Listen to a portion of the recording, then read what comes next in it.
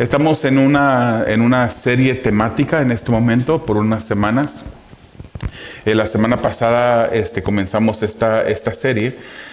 La serie se titula ¿Y qué del dinero? ¿Y qué del dinero? El subtítulo de esta serie es ¿Qué dice Dios sobre el dar? El dar. Y la semana pasada pues estuvimos viendo la generosidad de la cual la Biblia nos habla que debemos de ejercer, hermanos. Debemos de ser personas que hemos sido transformados por el Señor, que hemos entregado nuestras vidas a Dios y parte de entregarnos a Él es entregarle también nuestras finanzas, es entregarle el control, reconocer que lo que tenemos, ninguna de esas cosas es de nosotros, sino que es de Dios y podemos contribuir para la de su reino de una manera radical en generosidad. El día de hoy vamos a entrar, hermanos, a compartir unos mensajes que ya los dimos aquí en Refugio de Gracia, pero fue entre semana. Y yo estoy seguro que los hermanos que vienen el jueves, que ya escucharon esto, estoy seguro que si les doy una prueba, bueno, no estoy tan seguro, pero es probable que posiblemente se le haya olvidado muchas de las cosas que ya hablamos el jueves. Así es que para los hermanos del jueves que vienen consistentemente será un buen repaso. Para los hermanos que no vienen el jueves, pues esto será una buena introducción, hermanos. Le voy a invitar que abran sus Biblias en el libro de Primera de Corintios. Y vamos a estar viendo el capítulo 16. Primera de Corintios, capítulo 16. Y en un momento vamos a estar leyendo las escrituras conforme vamos avanzando en el mensaje.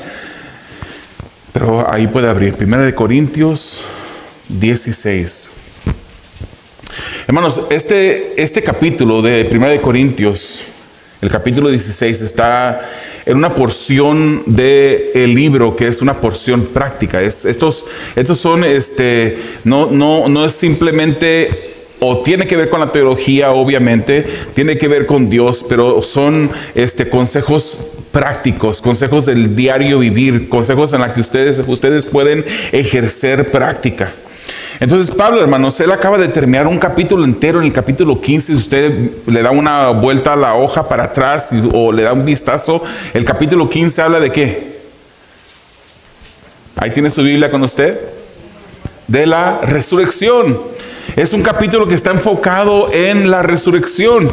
Y él acaba de terminar este capítulo entero, hermanos, hablando sobre esta maravillosa promesa de parte del Señor. Jesucristo fue el primogénito entre los que resucitaron. Jesucristo fue el único que ha resucitado para no volver a ver muerte, mientras que otros resucitaron. Jesucristo resucitó y no volvió a morir. Pablo acaba de terminar este capítulo, hermanos, en el capítulo 15, con este tema, hablando del pasado, hablando del futuro, sobre la resurrección. Ahora Pablo, hermanos, sigue con el enfoque que terminó en el capítulo 15. Aunque cambia de tema al parecer, él está hablando de este tema en base de lo que él ya dijo en el capítulo 15. Ahora él habla de cómo debemos de ser fieles. Hermanos, nos encanta que la gente a nuestro alrededor sean fieles, ¿verdad? Es uno de los atributos que nosotros admiramos en otras personas y que quisiéramos que otras personas admiren en nosotros. Una persona fiel, un amigo fiel, un compañero fiel, alguien que en lugar de darte la vuelta y empezar a hablar detrás de tus espaldas, que vaya contigo y te diga, mira, porque soy tu amigo, lo que te voy a decir te va a doler. Pero es necesario porque soy tu amigo decirte esto y lo otro. Eso, hermanos, aunque en el momento le arda a uno, aunque en el momento no sea bienvenido que diga, ay, qué bueno, gloria al Señor. A lo mejor uno se molesta, uno le cambia el semblante, pero eso es fidelidad de una persona que quiere hacernos el bien. La fidelidad, hermanos, es algo que le debemos a Dios. Le debemos a Dios fidelidad. Y el apóstol Pablo está hablando aquí de la vida presente y la necesidad de ser fieles con vísperas a esa resurrección, ese día de la resurrección que viene en el futuro. Y usted se fijará cómo termina el capítulo 15 de Primera de Corintios. Dice el versículo 58. Por tanto, mis amados hermanos, les dice Pablo a los hermanos en Corinto, estén, ¿qué? firmes, constantes, abundando siempre en la obra del Señor, sabiendo que su trabajo en el Señor no es en vano.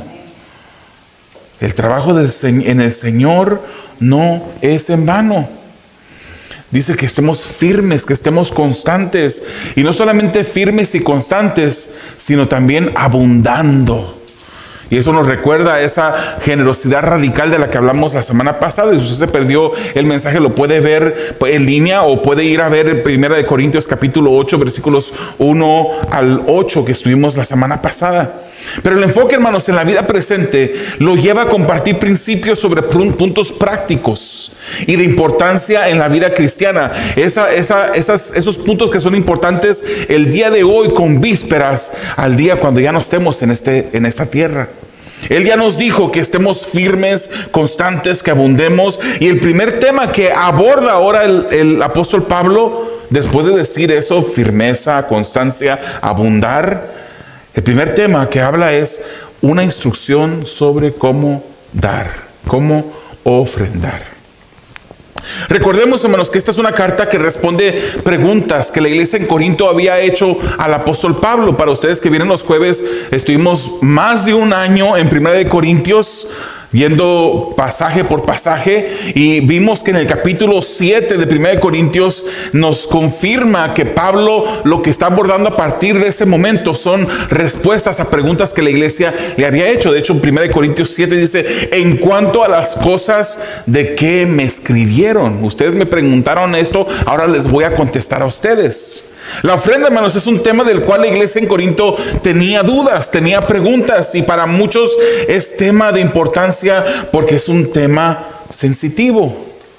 Podemos decirles cualquier otra cosa, pero cuando de repente la palabra del Señor se mete en el bolsillo, ahí ya es sensitivo, ahí ya es privado, ahí ya es un lugar donde no permitimos que la Biblia ni que Dios se involucre en eso. Bueno, la iglesia en general tiene dudas sobre este tema por causa de diferentes trasfondos. Yo creo, hermanos, que a mi ver, una de las primeras dos razones que entendemos por la cual este tema es un tema sensitivo es por el abuso de los líderes religiosos que emplean la palabra para su beneficio personal, que vienen como representantes de Dios y dicen: tienes que ahora dar, pero están pensando no en el beneficio que trae a la iglesia, no en la bendición que es para una persona que aprenda a ser generoso, que aprenda a dar, sino está pensando en el beneficio de sus propios bolsillos. ¿Cómo me voy a llenar los bolsillos? Empiezan a ver a la iglesia como un plan de retiro, como una cuenta de banco, como un lugar donde se pueden beneficiar para poder ganar muchas riquezas. Y por eso yo creo que este tema se ha vuelto en un tema sensitivo. El abuso de los líderes religiosos que sacan fuera de contexto las escrituras y lo usan para beneficio propio. Los que usan el evangelio como fuente de lucro para trasquilar a las ovejas, quitarle su lana. Pablo le dice a Timoteo, hermanos, que cuando él le dice que el pastor sea, usted puede ver en 1 Timoteo, lo puede ver también en el libro de Tito, 1 Timoteo 3 o Tito capítulo 1, nos dice que el pastor no debe de ser avaricioso. El líder religioso no tiene que tener avaricia. No debe de ser, hermanos, como los diferentes líderes del mundo, que hoy los diferentes líderes del mundo se corrompen por el poder y por el dinero. Vaya usted a Mexicali, a Tijuana. Y yo digo que vaya a Tijuana y a Mexicali porque son las ciudades fronterizas más cercanas. Se pasa un alto, va a exceso de velocidad, lo para un policía, y usted lo único que tiene que hacer, y no le estoy enseñando a hacerlo, es decirle cómo nos arreglamos. Y eso es una palabra, eso no le está diciendo a usted, pero le está diciendo que cómo le puedo dar dinero, y eso son tentación para el policía y los policías que son corruptos, que han dejado que el dinero, que son avariciosos, que han dejado que el dinero les controle, pues dicen: les dicen, pues ahí verás, si usted le enseña. Bueno, ya no quiero seguir en ese tema. El pastor no debe de ser avaricioso. Muchas gracias. Este mismo estado de abuso, hermanos, ha afectado también incluso a los pastores que no miramos a la iglesia como una alcancía. Incluso a los pastores que no miramos a la iglesia como el plan de retiro, como la fuente de ganancia. Nos ha afectado a nosotros que no miramos a las ovejas para trasquilarlas, porque a consecuencia de otros lugares, de otros líderes, ni siquiera les quiero llamar pastores, otros líderes religiosos que se enfocan en el dar y que para lucro personal, pues uno se empieza a callar. Y uno empieza a decir, no quiero predicar de esto porque me van a decir que soy como aquel, o que yo ando buscando nada más el dinero. Esa es una de las razones por la cual este tema es un tema sensitivo. Yo creo que otro tema por la cual este tema es un tema sensitivo para muchos cristianos, o para algunos, es por la falta de entrega del creyente. Específicamente en esta área, la falta de entrega por parte del creyente. Hay personas, hermanos, que se van al otro extremo. Hermanos, hay personas en un extremo que dan de manera no bíblica y te dan todo y sacan su tarjeta de crédito para ofrendar a la iglesia dinero que no tienen. Y eso no es el modelo bíblico, hermanos. Dan de una manera extrema, pero no bíblica. Se endeudan dando dinero que no tienen y luego están ahí sufriendo, tratando de ver cómo es que van a pagar esto que han ofrendado. Pero también existe el otro lado, el otro extremo de la situación. Personas que son escasas, que no son constantes, como nos dice la palabra que debemos de hacer. Ignoran, hermanos, deliberadamente lo que la Biblia enseña sobre el tema.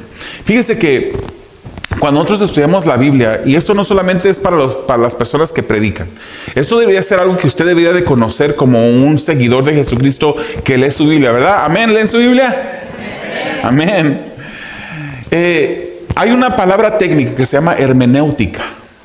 Y la hermenéutica es simplemente la ciencia de la traducción de las escrituras, la correcta traducción o interpretación, de las escrituras. La correcta interpretación de las escrituras. Dentro de esta rama de ciencia o de estudio bíblico, hay dos palabras que parecen muy similares. Una se llama exegesis y la otra se llama eisegesis. Casi parece que dije la misma palabra, ¿verdad? Una es exegesis, con X, exegesis, y la otra se llama eisegesis, con I en lugar de la X, y latina. Hermanos, la exegesis es lo que debemos de hacer como cristianos para entender lo que la palabra del Señor nos quiere decir. La exegesis es la práctica de la hermenéutica. La hermenéutica es la ciencia, la práctica es exegesis y son los instrumentos o las herramientas que nos llevan a traducir correctamente lo que la Biblia nos quiere decir. Se pone uno a examinar el contexto histórico, el bíblico, literario, el contexto cultural, quién era el autor, qué estaba pasando el autor en este momento, qué estaba pasando la audiencia en este momento que estaban recibiendo este mensaje. Porque si no estudia uno esas cosas, hermanos, entonces uno empieza a querer no hacer exegesis, sino eisegesis.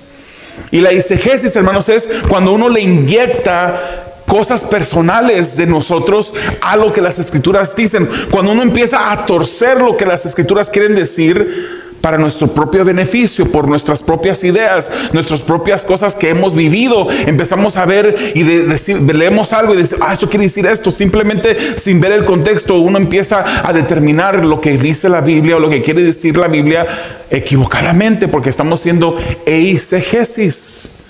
Hay muchas personas que son bíblicas y que les encanta saber que el predicador está predicando de una manera exegética o haciendo exegesis. Pero cuando se trata de la ofrenda, ellos hacen eisegesis. Porque empiezan a ver su situación, empiezan a ver su corazón y darle prioridad a su corazón de cómo deben de ellos de cuidar el dinero que tienen. Se olvidan de la generosidad radical que la palabra nos habla. Se olvida de las instrucciones específicas que vamos a estar viendo a través de esta serie. Pero hacen exegesis y dicen, bueno, este dinero lo podría yo usar para esto. Ni siquiera es una necesidad. Cuando Dios ya nos dio para poder dar, empiezan a usarlo para otras cosas. Porque quieren hacer una exegesis. Interpretan de manera personal las escrituras sin ver lo que en verdad quiere decir. Porque no han entregado esta área a Dios. Esta área de sus vidas la tienen bajo 4 candados. Y a Dios no le han dado la llave. Las 4 llaves se las han comido porque Dios no puede entrar en esta área. Valoran lo material de manera desmedida. Y hermanos, yo creo que les falta a estas personas una persona que es cristiana, que sabe que debe de dar y no lo hace, hermanos. El Señor tiene maneras de cómo tratar con sus hijos. Él es nuestro Padre. Y Él nos ama. Si somos hijos verdaderos de Él, Él también nos corrige, hermanos. Porque si no, la Biblia dice que si no nos corrigiera, seríamos ¿qué? Bastardos. No somos bastardos, somos sus hijos. Y Él nos ama tanto que nos corrige. El corazón, hermanos, de este tema, desde el punto del congregante, del cristiano, debe ser el siguiente. Usted cuando escucha este tema, usted debería pensar, de acuerdo a este 1 Corintios, el 15 y luego el 16, la resurrección viene. El día final viene. Este mundo no es mi hogar, deberíamos todos de pensar. Este mundo no es mi hogar. Dios ya me ha dado a mí lo suficiente para ser responsable y para cumplir con lo que Él demanda de mí. El enfoque, hermanos, no es tener tesoros en la tierra. Nuestro enfoque es hacer tesoros en el cielo. Creo que la semana pasada les dije, hermanos, en cuál espalda terminarán los sacos que tengo, en cuáles zapatos terminarán en cuáles pies terminarán los zapatos que yo poseo en este momento. No sé, yo me voy a morir un día. Yo estoy seguro, hermanos, que como yo hice con mi padre, mis hijas no lo van a hacer conmigo. Digo, lo van a hacer conmigo también. Yo estoy seguro que ellas no van a buscar una casa que van a comprar en un futuro, si Dios así les permite, y no van a decir, este cuarto va a ser para las cosas que mi mamá y mi papá tenían. Y van a guardar ahí todas mis cosas. No, nosotros pasamos, hermanos. Ya nuestros nietos nos recuerdan, pero nuestros bisnietos ni siquiera saben el nombre nuestro. ¿Se da cuenta? Dígame, ¿quién era su bisabuelo? Será muy raro que alguna persona aquí se recuerde o sepa el nombre de su bisabuelo. Usted sería una persona rara. Nos vamos, hermanos, de este mundo y la gente se olvida de nosotros. Se olvidan. Este no es nuestro hogar. Este no es nuestro hogar. Estamos aquí de pasada, hermanos. ¿Por qué amar las cosas de este mundo? ¿Por qué trabajar de una manera tan desmedida, haciendo cosas hasta no bíblicas para tratar de acumular en esta tierra? No estamos hablando, hermanos, de no hacer planes. No vayamos al otro extremo. No estoy hablando de que no debe de ahorrar para un momento difícil. No estoy hablando de eso. Estoy hablando, hermanos, de que empezamos a amar el dinero y amar las cosas que tenemos cuando este no es nuestro hogar. Mateo 6, 19 al 21. No os hagáis tesoros en la tierra donde la polilla y el orín corrompen, y donde ladrones minan y hurtan, sino haceos tesoros en el cielo donde ni la polilla ni el orín corrompen, y donde ladrones no minan ni hurtan. Porque en donde esté vuestro tesoro, ahí estará vuestro corazón. Yo te pregunto, querido hermano, la primera pregunta que me hice yo al estudiar: ¿Dónde está mi corazón? ¿Dónde está tu corazón? ¿Qué tipo de corazón tienes tú que estás acumulando en esta tierra y te desvives por acumular? Tienes lo necesario, pero te desvives de una manera antibíblica para tratar de poseer más y más. ¿Se recuerda usted esa historia de las Escrituras donde ese hombre trabajó y llenó sus graneros? Y dijo, ahora sí, descansa. Necio, no sabes que vendrán a pedir tu alma. Hermanos, no sabemos cuándo nos vayamos de este mundo. De nuevo, no estoy hablando de no ahorrar, de no tener para un momento difícil. No estoy hablando de eso. Estoy hablando de ese momento cuando ya el amor al dinero empieza a gobernar tus decisiones y tus acciones. Hermanos, el corazón sobre este tema, el corazón desde el punto de vista del pastor, debe de ser el siguiente. Ya ese fue lo que dije ahorita, es el corazón que debemos de tener, la perspectiva que debemos de tener cada cristiano cuando hablamos de este tema. Ahora, el corazón del pastor sobre este tema debe de ser el siguiente. Eso lo encontramos en Filipenses capítulo 4, versículos 17 al 19. No es que busque la dádiva en sí, dijo Pablo. No es que estoy buscando el beneficio en sí, sino que busco fruto que aumente en su cuenta. No es que esté buscando la dádiva en sí, sino que busco fruto que aumente en su cuenta. Pero lo he recibido todo y tengo abundancia, dice Pablo. Estoy bien abastecido, habiendo recibido de Epafrodito lo que han enviado, fragante aroma. No creo que le enviaron perfumes, hermanos, pero para él era un olor a perfume, el acto que había recibido, un sacrificio aceptable, agradable a Dios, dice Pablo. Y mi Dios proveerá y mi Dios proveerá a todas sus necesidades conforme a sus riquezas en gloria en Cristo Jesús. Ese debería de ser, hermanos, el tema y el punto, la perspectiva, el corazón del pastor cuando habla de esto. No es que estemos buscando, hermanos, su dinero.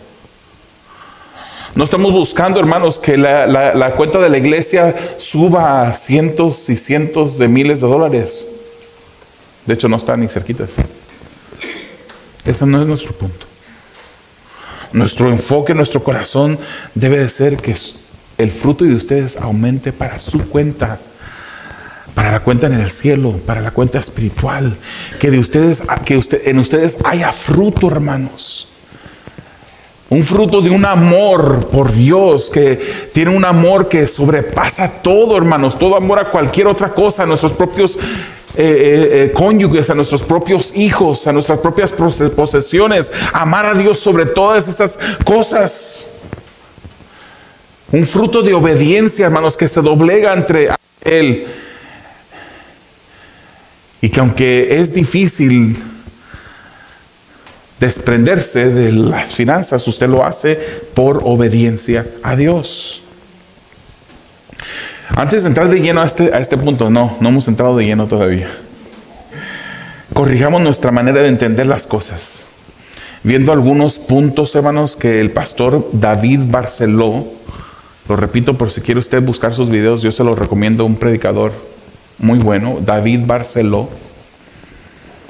Esos son los puntos que él comparte, hermanos. Comparte más, pero yo quiero compartir 5 puntos con usted. Número 1, todo es del Señor.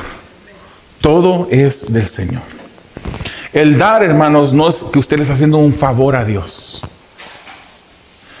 Cuando das, solo le estás dando una pequeña parte de lo mucho que Dios te ha dado. ¿Cuánto te ha dado Dios nada más el día de hoy? Ya te dio respiración, te dio latidos del corazón, te dio el mismo corazón para que lata, para que pompee la sangre que te ha dado también Él a través de todo tu cuerpo, de manera que no se muera tu cuerpo. Le ha dado ese oxígeno a los pulmones que Él te dio también. Todo lo que tenemos es de Él y nos da todos los días en abundancia. Aun cuando parece que hay escasez, aun cuando hay escasez en nuestras vidas, Él nos da en abundancia. Nos da la vida todos los días. Cuando das, solo estás dando una pequeña parte de lo mucho que Él te ha dado. Y hermanos, debemos tener cuidado con la avaricia. Tener cuidado con la avaricia, dice 1 Timoteo 6:10. Porque la raíz de todos los males es el amor al dinero. Hoy en día, hermanos, hay personas que se están divorciando y la razón muy frecuente de esos divorcios en los documentos se documenta por diferencias irreconciliables. Es lo que muchos de los divorcios documentan como la causa del divorcio, diferencias irreconciliables. Pero sabemos, hermanos, que muchas de esas diferencias irreconciliables surgieron del dinero, por peleas del dinero. La raíz de todos los males es el amor del dinero, por el cual, dice 1 Timoteo, codiciándolo algunos que codiciaron el dinero, se extraviaron de la fe y se torturaron con muchos dolores. Se extraviaron de la fe. Eso no quiere decir que perdieron la fe, pero se extraviaron del camino correcto, tomando decisiones incorrectas, ofendiendo a Dios, faltándole a Dios. Hay una persona, hermanos, que Pablo mencionaba, que se llamaba Demas. Y estaba leyendo un librito del pastor John MacArthur que se titula Terminando Bien. 7 de cada 10 pastores terminan mal por algún escándalo de diferentes tipos. Por escándalo con una mujer, con escándalos de fama, por escándalos de la administración de las finanzas. 7 de cada 10 pastores terminan mal. Demas comenzó bien. Y dice el pastor MacArthur, Demas trabajó tan cercano y de tal manera que Pablo lo vio que era digno de incluirlo en la lista de personas que eran sus colaboradores. ¿Usted cree que esos colaboradores que se mencionan en las Escrituras eran los únicos colaboradores que el apóstol Pablo tenía? No, tenía muchos colaboradores que el Señor había provisto. Demas era uno de ellos y Demas está incluido. Sin embargo, a Timoteo, al final de su carrera, cuando Pablo estaba en la mayor necesidad en la cárcel, menciona a Demas. Dice, Demas me ha abandonado por amor a este mundo. Por amor al mundo lo abandonó. Hermanos, el amor al dinero te hace ir tras situaciones que terminan en dolor.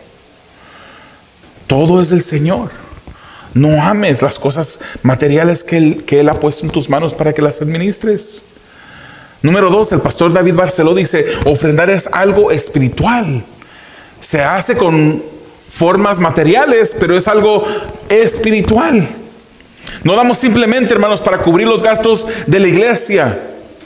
Cuando damos, demostramos en dónde están las prioridades de nuestro corazón, dice el pastor Barceló. Cuando damos, estamos demostrando en dónde están las prioridades de nuestro corazón. Número 3, él dice, la ofrenda es una forma de expresar nuestra devoción hacia Dios. Es una forma de demostrar nuestra devoción hacia Dios, hermanos. Jesucristo hizo esa distinción. Y aunque Jesucristo menciona a esta viuda que dio estas 2 blancas, y mientras que los demás daban mucho más, y aunque este pasaje Jesucristo no menciona a esta mujer por temas de finanzas, pero Jesucristo está haciendo una clara distinción entre la devoción de esta mujer que sobrepasaba la devoción de aquellas otras personas que daban mucho. Quedaban mucho. Esto usted lo puede leer en Marcos capítulo 12. Hermanos, debemos de expresar nuestra devoción hacia Dios. y ver si tenemos una devoción verdadera ante Él. ¿Cómo sería un servicio, hermanos, sin oración? Un servicio al Señor sin palabra. La palabra demuestra devoción a Dios. Queremos estudiar su palabra, queremos aprender más de Él. El orar demuestra devoción hacia Dios. El peligro es que la ofrenda para el creyente es algo entre usted y Dios. Y el peligro es de que la devoción privada de usted no se mira. El peligro es, como no me están mirando, yo estoy viniendo a todos los servicios, estoy sirviendo, traigo mi Biblia, estoy leyendo, estoy adorando al Señor, la gente me está mirando, pero la gente no mira cuánto doy. Entonces corremos el peligro de descuidar nuestra vida de devoción privada.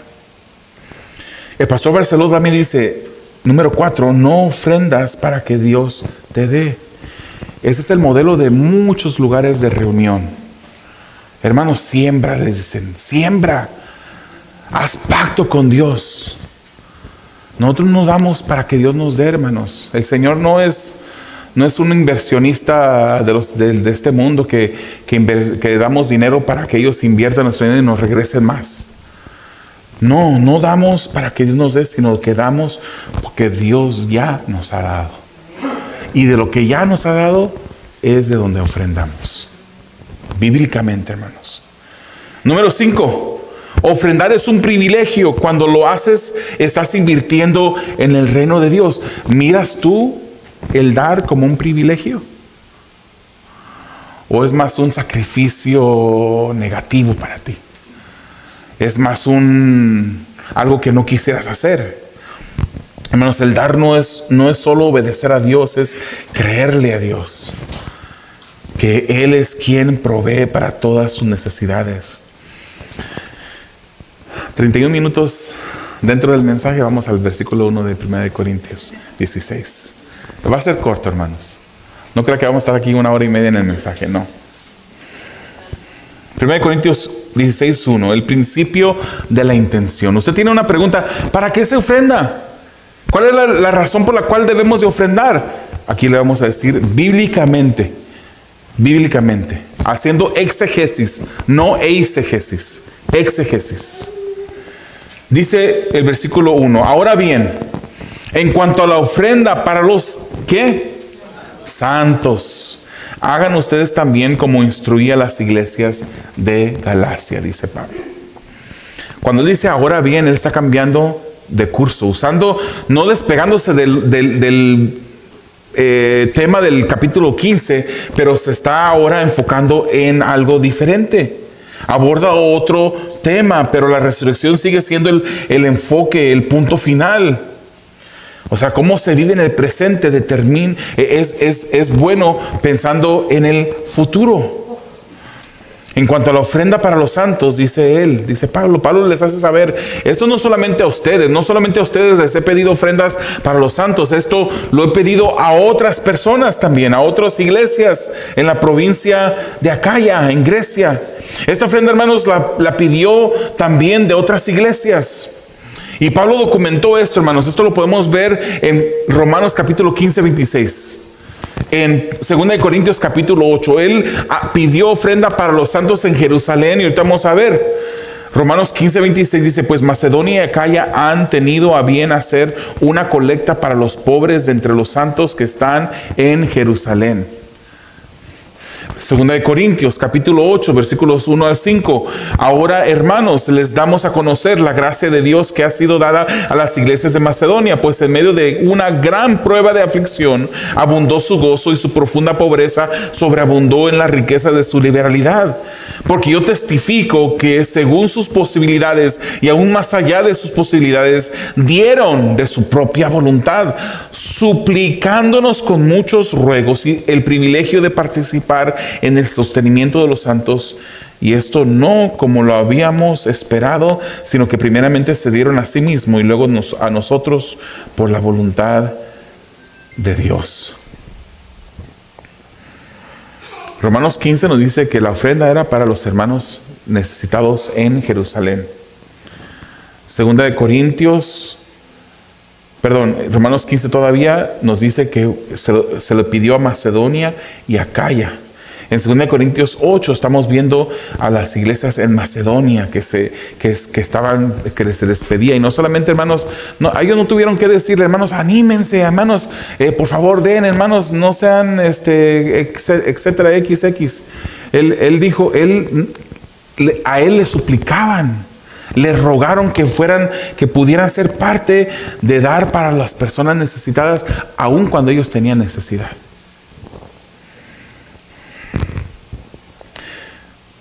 Vemos esta repetición, hermano. Notemos algo. Estaban en gran prueba de aflicción. Esto lo vimos la semana pasada. Los hermanos de Macedonia. Pero abundó su gozo. Aún siendo pobres, sobreabundó la riqueza de su generosidad. Dieron más allá de sus posibilidades. Dieron de voluntad propia. Suplicaron tener el privilegio de participar en el sostén de los santos. ¿Por qué, hermanos? Dice el apóstol Pablo, porque primeramente se dieron al Señor. Cuando usted se da al Señor, hermanos, el darle a Dios no se le hace difícil.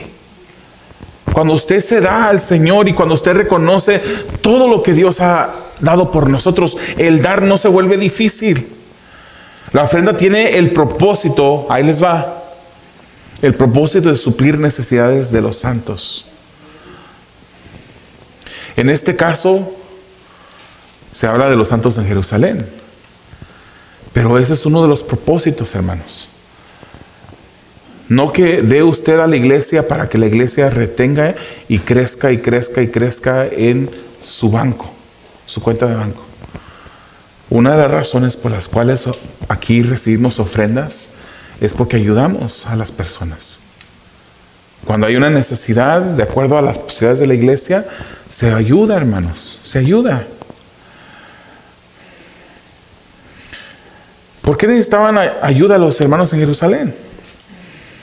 En el tiempo ahora hablando de un contexto histórico, hermanos, en el tiempo que Pablo escribe esto, Jerusalén en general era una ciudad que no era afluente. Había escasez en este lugar. Y los hermanos en Jerusalén estaban pasando por persecución. Estaban siendo desalojados de sus casas. Y esta misma persecución los hacía perder sus empleos. Y por eso necesitaban ayuda. ¿Con qué motivos, hermanos, nos dice la Biblia que debemos de ofrendar? Ese es uno de los motivos, el sostén de los santos, para ayudar a los santos. Y eso lo vemos no solamente aquí, hermanos, vemos no solamente en Romanos, ni en 2 Corintios, lo estamos viendo también en Hechos, capítulo 4, versículos 32 al 35. Hermanos, una iglesia que da bíblicamente tiene lo suficiente para ayudar a los hermanos. Una iglesia que da bíblicamente tiene lo suficiente para ayudar a los hermanos. Fíjense lo que dice Hechos 4, dice: la congregación de los que creyeron era de un corazón y un alma. Un corazón y una alma. Ninguno decía ser suyo lo que poseía, sino que todas las cosas eran de propiedad común. Con gran poder los apóstoles daban testimonio de la resurrección del Señor Jesús, y había abundante gracia sobre todos ellos.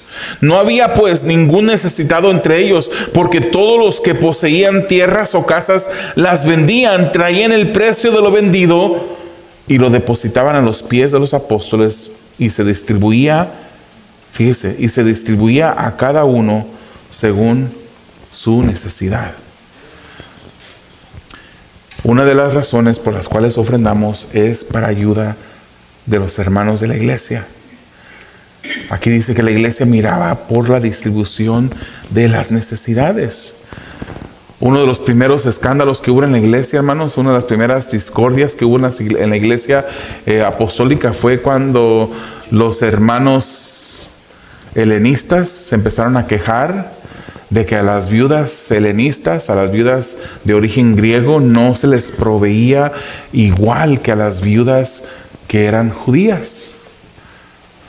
¿Y qué fue lo que hizo la iglesia? ¿Qué fue lo que hicieron los líderes? Hechos capítulo 6, versículo 1. Por aquellos días, al multiplicarse el número de los discípulos, surgió una queja. Una queja. de parte de los judíos helenistas en contra de los judíos nativos, porque sus viudas eran desatendidas en la distribución diaria de los alimentos. Se quejaron, los que eran de origen griego, los judíos de origen griego se quejaron. Oye, a las viudas de origen griego no las están atendiendo como las viudas judías nativas. Y lo que hicieron en este caso, hermanos, ahí fue donde surgieron lo que hoy conocemos bíblicamente como los diáconos. Se apartaron a personas que tuvieran el Espíritu de Dios, personas de buena reputación, para que pudieran administrar las necesidades de la iglesia. Porque dijeron los apóstoles, no es bueno que nosotros nos desatendamos de la administración de la palabra. Segunda de Corintios 9:13 dice: por la prueba dada por esta administración glorifican a Dios por la obediencia de ustedes a la confesión del Evangelio de Cristo y por la liberalidad, o sea, generosidad de su contribución para ellos y para todos. O sea, aquí nos está diciendo también que no solamente es para los santos, hermanos, la iglesia también puede ser bien a la comunidad. A la comunidad. Gálatas 6:10 dice: así que entonces hagamos bien a todos según tengamos oportunidad. O sea, las ofrendas que se dan, hermanos, son para los hermanos en la congregación y también para la comunidad. Pero Gálatas 6:10 termina diciendo: especialmente a los de la familia de la fe. Si hubieran dos familias necesitadas, una de la congregación y una fuera de la congregación, y no tenemos oportunidad de ayudar a las dos, ¿qué vamos a hacer? Ayudar a la familia de la congregación. Entonces, una iglesia que da bíblicamente, hermanos, da para proveer para las necesidades de los santos. Ahí le va el número 2. Una iglesia que da bíblicamente tiene lo suficiente para ayudar a la obra misionera. Cuando el Señor venga, hermanos, por su iglesia, ¿se va a llevar nada más a Refugio de Gracia? ¿Aquí están todos los santos de todo el mundo que van a ser salvos? No, hay iglesias por todos lugares. Hay incrédulos hoy en día que el Señor va a salvar, que van a ser parte de la iglesia. Y para ello se necesitan fondos para poder ayudar en la obra misionera. Una iglesia que da bíblicamente tiene lo suficiente para ayudar en la obra misionera. Vayamos a Hechos 13, versículos 2 y 3. Mientras ministraban al Señor y ayunaban, el Espíritu Santo dijo: aparten a Bernabé y a Saulo para la obra a la que los he llamado. Entonces, después de ayunar, orar y haber impuesto las manos sobre ellos, los enviaron. ¿Qué cree usted que hicieron cuando los enviaron, hermanos? ¿Creen que le dijeron: pues no tenemos dinero para darte, no podemos proveer para tus necesidades? Pues que te vaya bien. Ellos los enviaron, hermanos. Nosotros debemos de enviar también a otros misioneros. Un día el Señor nos concederá el gran privilegio de que un misionero comience y salga de esta iglesia para predicar, y que nosotros podamos sostenerle donde vaya a predicar el Evangelio. Eso es mostrar interés, hermanos, por los de afuera. Mostrar interés por las personas que están perdidas, que están aún sin alcanzar. Entonces, hasta ahorita, ¿cómo vamos? Una iglesia que da bíblicamente, da ¿para qué? Para los santos.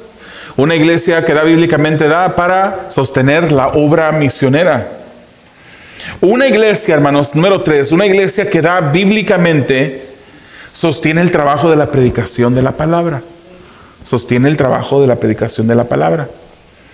Hermanos, la predicación, el pastorear es un trabajo. Es un ministerio, hermanos. No lo vamos a ver nunca como un trabajo. Ahora sí tengo yo que hacer esto y ya salí yo del trabajo. Hermanos, por favor, no me marquen después de las 5 de la tarde, que esa es mi hora de salida.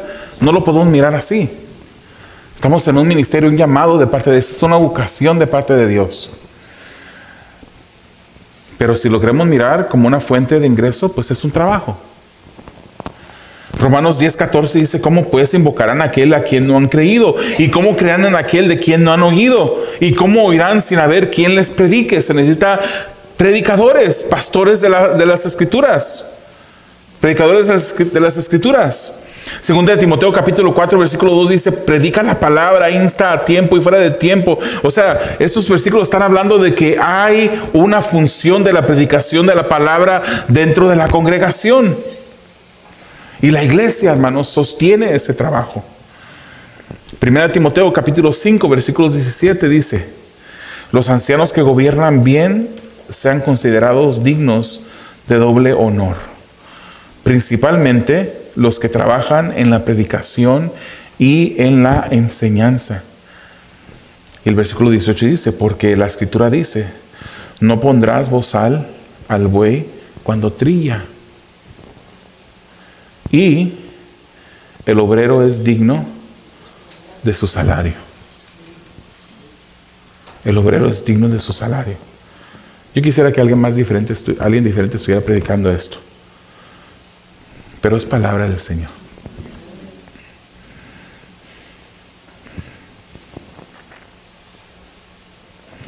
El mismo Pablo, hermanos, dice en 1 Corintios capítulo 9, si en ustedes sembramos lo espiritual, ¿será demasiado que de ustedes cosechemos lo material? Fíjense lo que dice la Nueva Traducción Viviente en este mismo versículo. Ya que hemos plantado la semilla espiritual entre ustedes, ¿no tenemos derecho a cosechar el alimento y la bebida material? Hermanos, es bíblico. El sostén de la predicación de la palabra es algo bíblico. Y sostener al pastor de la congregación o a los pastores que en un futuro tengamos, esa es la meta y uno de los objetivos de ofrendar. Amén. Ya sea que se ayude a los hermanos, ya sea que se ayude a la comunidad, ya sea que se ayude a la obra misionera o se sostenga al pastor, todo siempre debe de hacerse con base del amor. El amor, hermanos. Si nos vamos más antes, dijimos que el capítulo 15 de 1 Corintios habla de esa resurrección. Si nos vamos tres capítulos antes, en el capítulo 12, 13 y 14, aunque el 12 y el 14 hablan de los dones espirituales, de los dones sobrenaturales, el enfoque es el capítulo 13, el amor. Todo lo que hagamos lo debemos de hacer en base al amor. Primera de Juan, capítulo 3, 17 dice, pero el que tiene bienes de este mundo y ve a su hermano en necesidad y cierra su corazón contra él, ¿cómo puede morar el amor de Dios en él? ¿Cómo puede morar el amor de Dios en él? Nuestras acciones deben de ser motivadas por el amor. El amor por sobre todo un amor a Dios. El amor también por nuestro prójimo, que es el mayor y el segundo mandamiento. Por esas razones damos, hermanos. Usted se preguntaba, ¿por qué es que la iglesia pide ofrenda? ¿Por qué es que se le recuerda al final del servicio que podemos dar en la cajita, podemos dar con el código QR? Esas son las razones por las cuales se ofrenda. Se ofrenda para pagar el lugar donde nos reunimos. Se ofrenda para comprar las diferentes cosas que se necesitan para el ministerio. Allá en el café y el pan, hay una cajita ahí que si usted quiere depositar ahí, puede. Pero nunca se sienta que porque no trae efectivo, no tiene, que usted no puede irse a tomar un vasito de café y un pan de los que se están ahí disponibles para la congregación. Puede. Y pues de ahí sale, de eso sale. Y aparte de otras donaciones que también algunos hermanos dan para poder proveer para el café y el pan y otras cosas. Las semanas siguientes, hermanos, estaremos abordando otros principios. Ahorita vimos el principio que tenemos sobre la intención de por qué damos, ¿verdad? Las semanas que vienen vamos a estar viendo los principios de frecuencia. O sea, qué tan seguido debemos de estar dando, de acuerdo a la Biblia, hermanos. ¿A quién se le tiene que traer esa ofrenda? ¿Dónde damos? ¿Y cuánto debemos de dar? Y la última semana vamos a estar viendo el principio y el cuidado y administración de la ofrenda. Hay una gran responsabilidad que tenemos como líderes de Refugio de Gracia el cuidar y el emplear las ofrendas que ustedes dan de una manera bíblica también. No solamente hay responsabilidad de todos nosotros de ser generosos con nuestras ofrendas, también hay una responsabilidad de parte de la iglesia en cuidar la administración de estas ofrendas. Vamos a terminar, hermanos, viendo las aplicaciones. Considera, hermano, cuántas veces o cuánto estás mirando hacia la vida eterna. ¿Te estás enfocando en esta vida o estás mirando hacia esa vida eterna? ¿En dónde están tus prioridades? Considera la intención con la que ofrendas. ¿Por qué das? ¿Es para recibir la gloria del hombre? ¿Es para recibir un beneficio de impuestos al final del año? ¿O te interesa obedecer a Dios? ¿Te interesa ejercer cuidado sobre tu prójimo? ¿Expandir el reino de Dios localmente y en tierras lejanas? ¿Estás produciendo fruto de obediencia, fruto de amor por otras personas? Considera la motivación con la que ofrendas. Es amor. Hermanos, Cristo se entregó por nosotros y no debe de haber nada que amemos más que a Él. Y amarlo a Él involucra obedecerle. Oremos. Amado Dios, te damos a ti gracias. Gracias por el consejo de tu palabra, Señor. Gracias porque sabemos, Padre, que el ofrendar, Señor, es algo que es bíblico. Y que tú nos has llamado, Señor, a cada uno de nosotros a dar de lo que tú ya nos has dado, Señor. Queremos pedirte, Señor, que cuando lo hagamos, que lo podamos hacer de una manera que te honre a ti, Señor. No con una intención, Señor, de beneficios terrenales, que esa no sea la prioridad. No con la intención, Señor, de un reconocimiento. Señor, que nuestra mano derecha no sepa lo que hace la izquierda. Que podamos, Señor, hacerlo para tu gloria. En agradecimiento, Señor, sabiendo que tú lo que nos has dado, Señor, nos has dado para que seamos buenos administradores de ello. Con la intención, Señor, de expandir tu reino. Te damos gracias, Señor, porque tú eres el que corrige los pensamientos y sentimientos del corazón de las personas. El que permite, Señor, que no solamente entreguemos las demás áreas de nuestra vida a ti, sino también esta área. Te pedimos, Señor, que obres. Te pedimos, Señor, que nos ayudes a hacer las cosas de manera bíblica. Para tu gloria y para tu honra lo pedimos. En el nombre de Jesús. Amén.